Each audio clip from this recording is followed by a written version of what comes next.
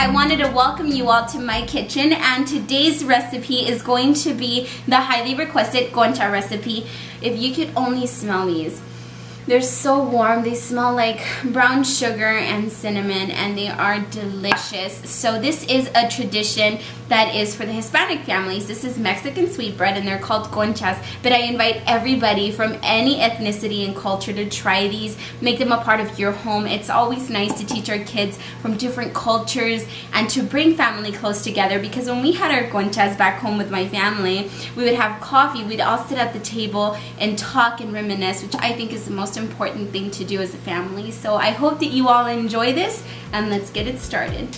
Alright everybody, so I have all of my ingredients here, and I'm going to be putting on the screen how many cups of everything I'm using, because I can't remember it right now and I already measured everything. So go ahead and look at the screen for that. And I'm going to go ahead and start off by adding my dry active yeast, and then I'm going to put half a cup of water, warm water, and allow that to sit. And I'll just mix it just a little bit. The warm water is what activates the yeast, so it can't be cold water, it has to be warm.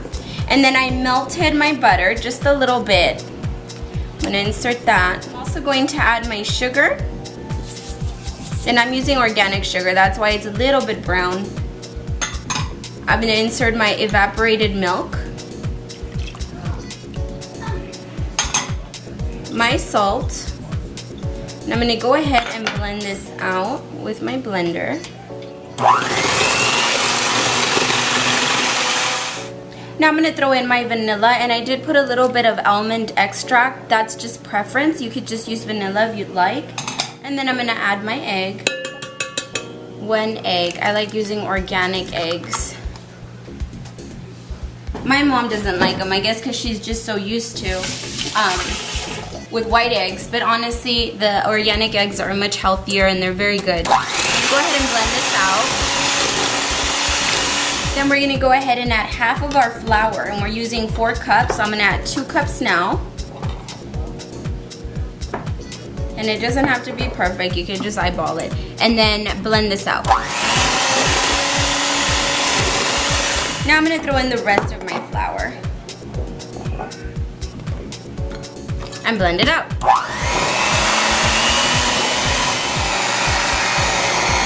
See how it's not all coming together right now? I'm going to add a little bit more of warm water.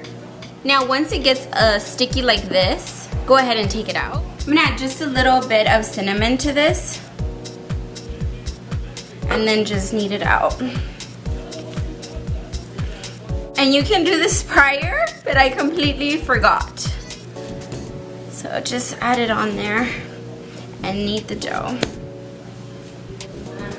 Once it looks like this, go ahead and oil your pot just so that it can help rise a little bit. And that way it rises and gets double the size. So we're going to leave this for about 2 hours, and then we're going to come back and keep on working with this. So cover it up with a cloth and keep it in a warm place and allow it to rise at least twice the size, or let it rise for about 2 hours. For the topping, I'm adding sugar, melted butter, vanilla, and this time I am not forgetting my cinnamon. That was a lot of work, so don't forget it. I'm adding 1 teaspoon. You can add more if you like. And then I'm gonna go ahead and blend this a little bit. To this, I'm going to add 1 cup of flour. Just like that. I'm gonna blend just a little before I start working with my hands. Okay, that's good right there. I'm gonna take this out, because then everything would just start jumping out. So now I'm just gonna go ahead and knead this.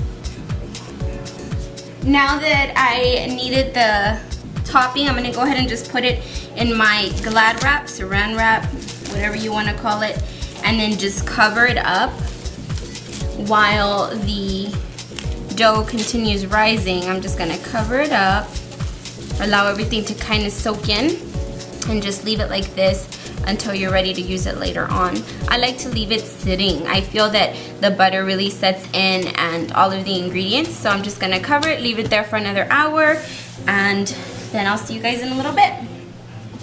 Now that I've allowed this to rise more than twice the size, as you can see, this took about 2 hours. Let me go ahead and take it out. And if you don't grease your pan before letting this in the pot, then it will not rise because it can't move, if that makes sense. So this is it right here. It's nice and warm. And I'm gonna go ahead and just make these into circles. And you can make them as small or as big as you like. Just make them into a circle. Sometimes I like flattening them out like this and tucking them in, just like that. And then making it into this nice little circle, just like that. I'm gonna take my pan and just grease it a little bit, just so that the conchas can rise again. They're gonna have to rise one more time. So we're gonna go ahead and do that. And then we're gonna place our concha right here on the pan. And I'm gonna make 6 per pan and move on with the rest. Right. You can even kind of tuck in as you turn them, and then just make a little circle, just like that. Place it on there. And just roll it up. I put a little bit of butter on my hand so that it doesn't stick to my skin. And then just continue on molding these. Perfect. Just like that. See, with the warmth of your hand, it starts warming up and it won't crack so much like this one. So then just go ahead and cover your concha. Press down a little bit, not too much, just a little, just to kind of get the shape going. Perfect, and now you can make another design. I'll try to make a circle.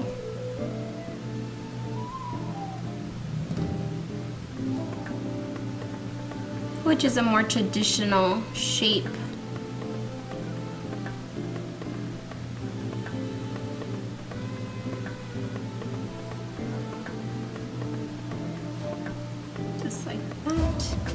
That's perfect. And it may seem sloppy right now, but once they bake, they really like come into their own.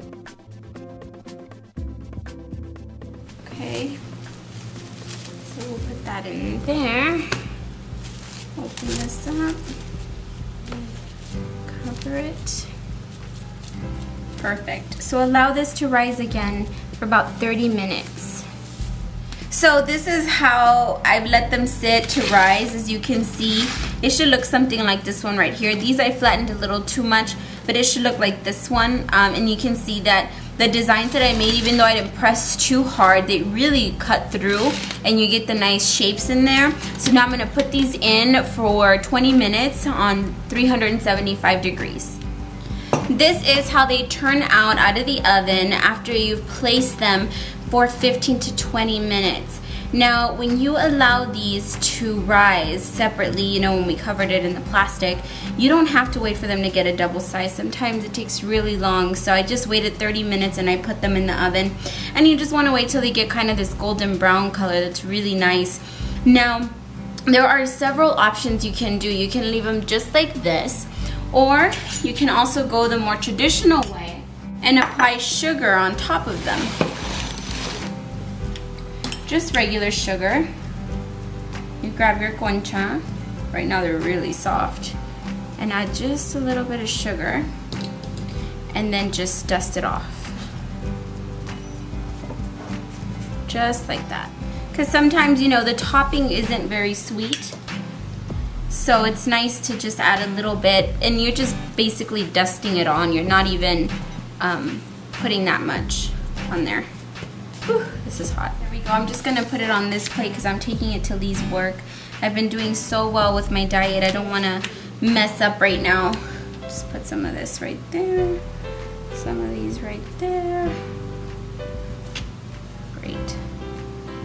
Wow, this looks amazing. remove the cover. I don't know if the cover's gonna close. Yeah, it does. Quite right there. Perfect. And there you go. There's your pan dulce, your Mexican conchas that are great with coffee, cappuccino, pretty much anything. Delish.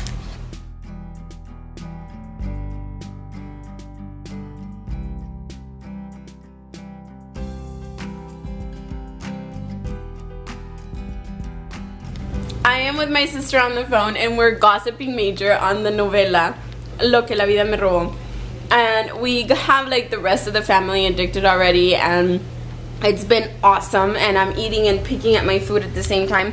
I made some Taco Bell tacos because they're quick and easy and they're really good, so you need to give them a try if you haven't. What I do is I put a little bit of sour cream, green onions, chop them up, and then I put some Colby Jack cheese, or you can use cheddar cheese, or you can use like a 3 cheese, whatever rocks your boat.